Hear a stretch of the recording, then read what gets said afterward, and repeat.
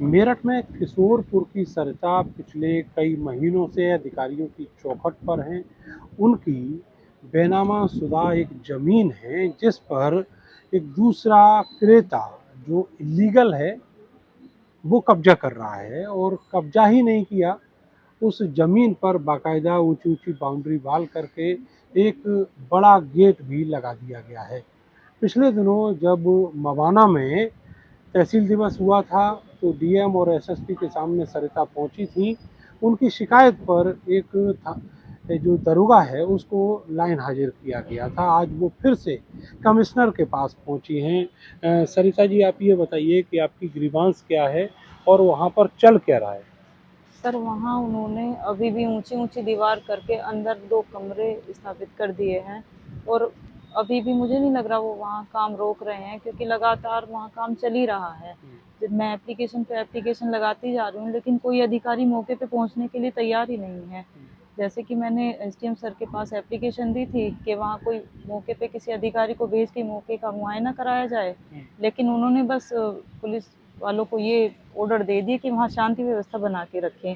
अब बड़ा गेट उन्होंने लगा दिया है चारदीवारी करके, तो अंदर क्या ही पता चलेगा कि क्या हो रहा है, क्योंकि मजदूरों को भी वो वहीं रख रहे हैं और अंदर ही अंदर चुपचाप काम कर रहे हैं। अब उधर वो लैंड खेत में निर्माण चल रहा है। हाँ जी, खेत में निर्माण चल रहा है। खेती की भूमि है, कहीं अभी उसको आबादी में डिक्लेयर नहीं कराया गया है, खेती की ज़मीन। और ताज्जुब की बात ये है कि साइड में सरकारी चक्रोड है, उसको भी उन्होंने अवैध रूप से अपने कब्जे में ले लिया है। उस पर भी कोई राजस्व विभाग कोई कार्रवाई करने के लिए तैयार ही नहीं है। अच्छा, ये जो ज़मीन है ये आपने कैसे खरीदी थी और उस आदमी ने जो वहाँ पर अभी इस समय निर्माण कर रहा है? सर मैंने ये एससी की ज़मीन थी, एडीएम की परमिशन लेके खरीदी थी। 6 बीघा ज़मीन खरीदी थी, 4 बीघा अगले साल मैंने बेच दी थी, 2 बीघा ज़मीन मेरी बची वहाँ। उस पे मेरे ससुर की डेथ हो गई, हम लोग ससुर की बीमारी में और डेथ में लगे रहे और उन्होंने वहाँ आके कब्जा कर लिया। किसी जिन्होंने कब्जा किया, क्या इन्होंने भी वहाँ ज़मीन खरीदी थी? सर सारे फर्जी बैनामे करके ज़मीन खरीदी थी, जो सारे बैनामे अब निरस्त कर दिए गए हैं। अभी उनका उस भूमि से कोई भी कनेक्शन नहीं है। तब भी कब्जा कर लिया? हाँ जी, तब भी कब्जा कर रहे हैं। सर मैं इतने प्रार्थना पत्र दे के थक चुकी हूँ, मुझे समझ नहीं आ रहा मैं अब क्या करूँ? अब क्या आखिरी रास्ता है, मुझे नहीं समझ आ रहा। फिर मुझे लग रहा है कि शायद अभी जैसे 2-4 रोज पहले एक बेचारा कोई किसान भाई था, उसने आत्मदाह किया। मुझे लग रहा है मेरे पास भी शायद इसके अलावा कोई रास्ता नहीं, नहीं नहीं, अभी बचता। अभी बहुत सारे रास्ते बचे हुए हैं। यहाँ कमिश्नर साहब जिनसे आज आप मिली हैं, जी। वो आपकी बात को इम्प्लीमेंट कराएँगे, आपको इंसाफ देंगे। आप डीएम से भी मिली हैं, वो भी आपको इंसाफ देंगे। ऐसा नहीं है कि आपके सामने रास्ते बंद हो गए हैं और किसी ने कोई बेवकूफ़ी की, वो रास्ता नहीं हो सकता। आप पढ़ी-लिखी हैं, समझदार हैं और आप संघर्ष करना जानती हैं, तो आपके लिए वो रास्ता कतई विकल्प नहीं है। नहीं सर, मैं 2021 से केस लड़ रही हूँ, लेकिन बहुत छोटा-सा केस था, कुर्रेबंदी का था, खाता तक़सीम का। बहुत छोटा-सा केस है ये।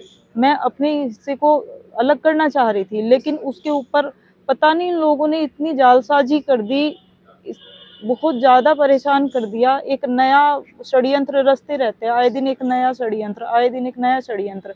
तो लड़ने वाला भी कहाँ तक लड़े? पावरफुल लोग हैं, कहते हैं हमारी ऊपर तक पहुँच है, कुछ नहीं कर पाओगी, थक के बैठ जाओगी। आप क्या कह रही हैं करें? पावरफुल लोग हैं, पावरफुल कैसे हैं?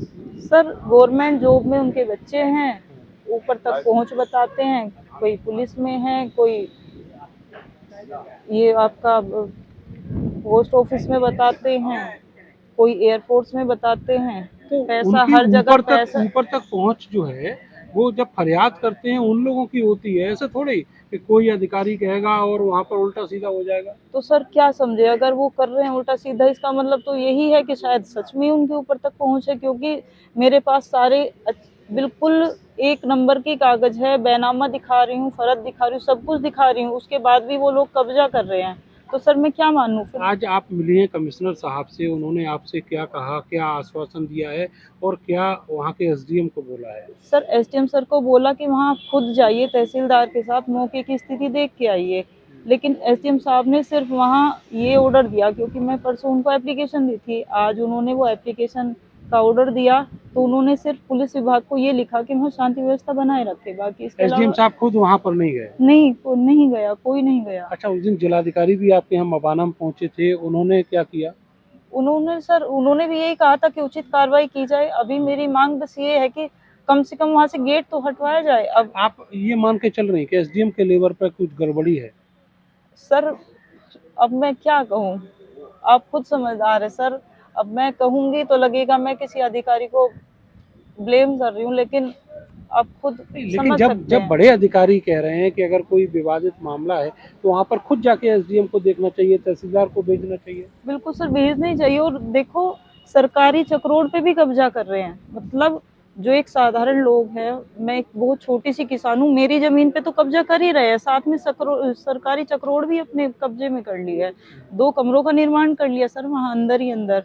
और अभी भी अगर वहाँ देखने की कोशिश करते हैं, जाने की कोशिश करते हैं, लोग डंडे लेके खड़े हो जाते हैं, महिलाएं डंडे लेके खड़ी हो जाती है कि कौन आएगा अंदर, आ जाओ, तुम कैसे मेरा आओगे। आखिरी सवाल आपसे, ये कोई पॉलिटिकल अप्रोच है उन लोगों की क्या? सर बिल्कुल बोलते हैं कि हमारी राजनीति में ऊपर तक पहुंच है, तुम कुछ नहीं कर पाओगी, कितना जितना चाहे जोर लगा लो, कुछ नहीं कर पाओगी। सरिता ने जो सबसे आखिर में जो बात कही है वो निश्चित तौर पर कहीं ना कहीं उसका असर दिखाई देता है। इसीलिए जो इलाके के तहसीलदार एसडीएम हैं वो बड़े अधिकारियों के निर्देश के बावजूद मौके पर न जा रहे हैं, ना कोई एक्शन ले रहे हैं। ऐसी ज़मीन जो उन लोगों के अधिकार में नहीं है, वो उसके स्वामी भी नहीं है, बकौल सरिता बावजूद इसके वहाँ पर पूरी ज़मीन पर कब्जा कर लिया गया और वहाँ कमरे बनाए जा रहे हैं, बड़ा गेट लगा लिया गया है। खेती की ज़मीन पर ये सब हो रहा है, लेकिन जो तहसील के अधिकारी हैं वो चुपचाप बैठे हैं। कैमरा सहयोगी सानू के साथ मैं नरेंद्र, भारत समाचार, मेरठ।